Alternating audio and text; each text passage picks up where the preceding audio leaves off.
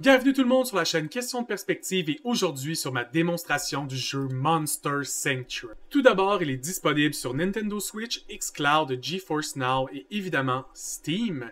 Et pour quel prix vous allez me dire?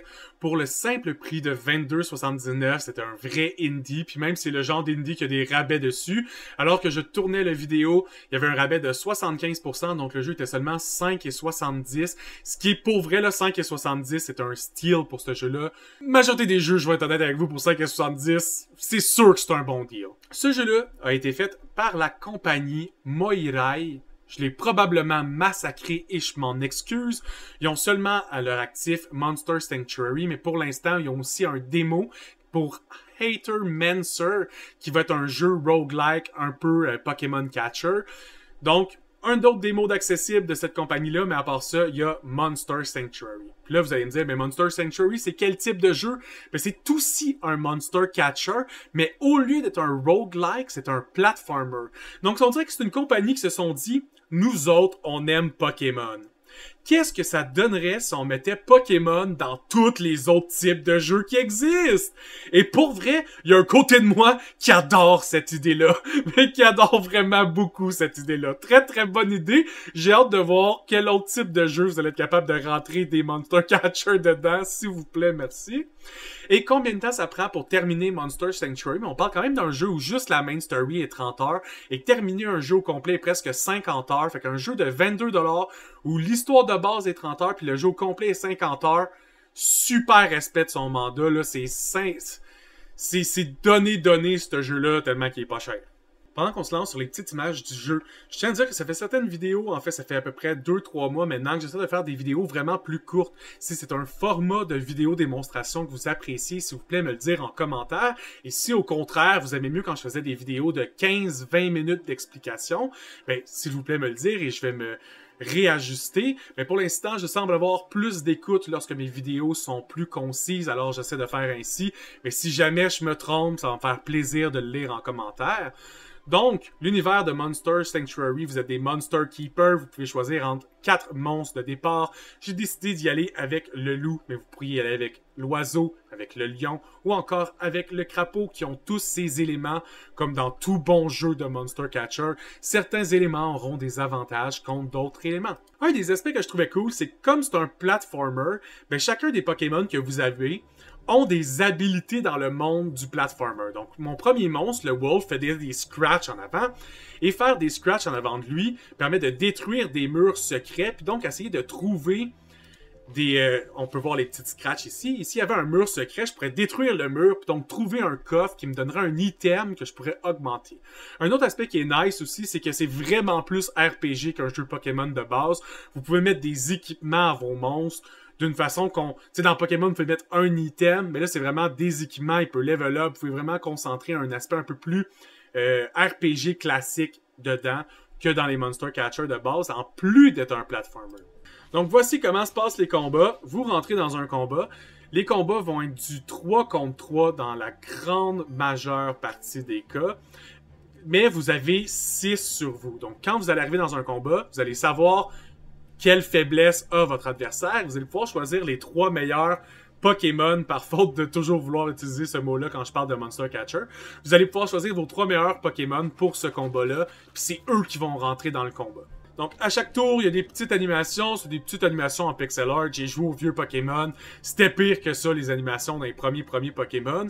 Mais, évidemment, il y a des jeux avec des animations vraiment mieux de nos jours. C'est aussi une des raisons pourquoi le jeu il est pas cher. Si pour vous, le graphique dans un jeu est pas super important, autre que l'apparence des mons, tu sais, ils sont quand même cute, les petits Pokémon, ben, si le reste des animations sont pas importantes pour vous, ben, le jeu, c'est sûr qu'il vaut la peine pour son prix.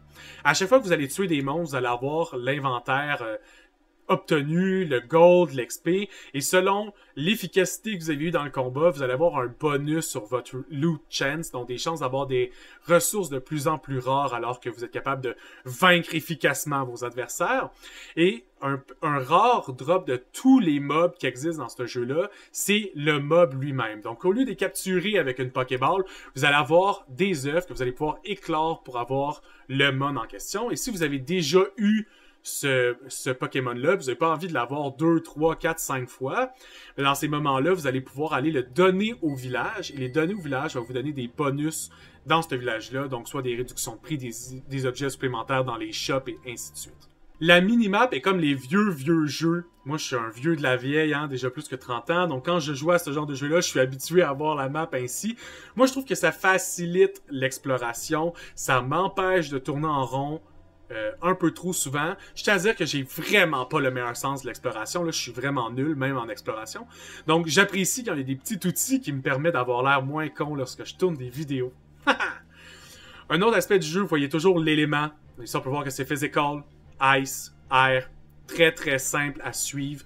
Si vous apportez un élément sur l'ennemi, vous allez pouvoir voir, on peut voir qu'est-ce qui est weak to, qu'est-ce qui est résiste.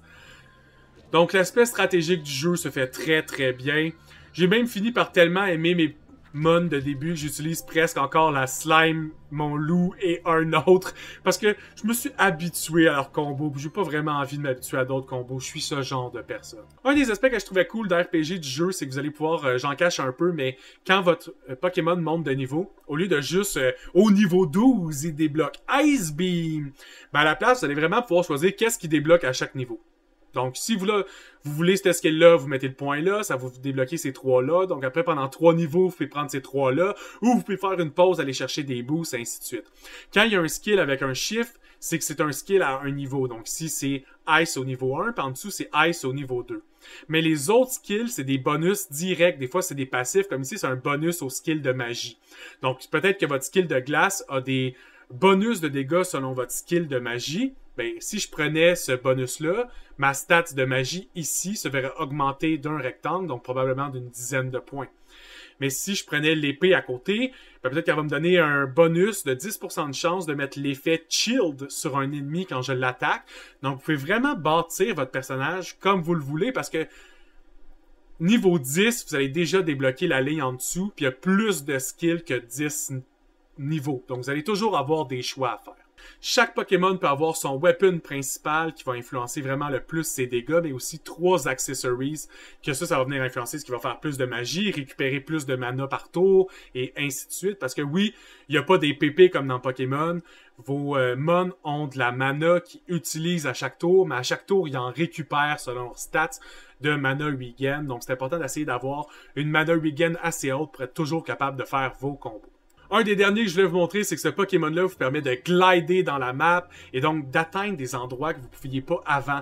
Donc c'est important d'essayer vraiment de les capturer parce que certains Pokémon vont vous donner accès à des coffres que vous ne pourriez pas accéder autrement ou encore à des zones de la map que vous ne pourriez pas accéder autrement.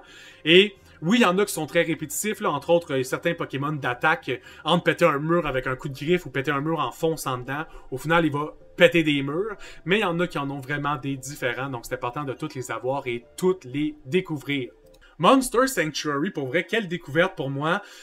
Vous m'avez probablement vu faire Moonstone Island un peu récemment, qui était une gestion de ville Monster Catcher. C'était pas fait par cette compagnie-là, mais c'est un peu dans la même idée de prendre le bon vieux jeu ou base de jeu de Pokémon qu'on connaît, puis l'appliquer à d'autres choses. On l'a fait pour plein de trucs, même les MOBA sont rendus de même de nos jours, les MMO ont fini par être devenus de même, donc pourquoi pas les Monster Catcher?